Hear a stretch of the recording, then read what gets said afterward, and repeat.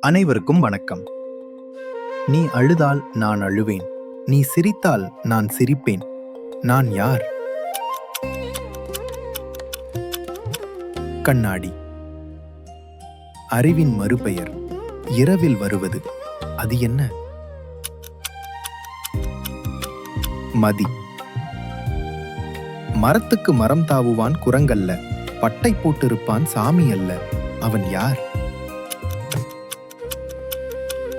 அணில். கண்ணீர் விட்டு வெளிச்சம் தருவாள். அவள் யார்? மெழுகுவர்த்தி. உயிரில்லாத நீதிபதியிடம் ஒழுங்கான நியாயம். அது என்ன? தராசு. எத்தனை விடைகள் சரியாக கண்டுபிடித்தீர்கள்?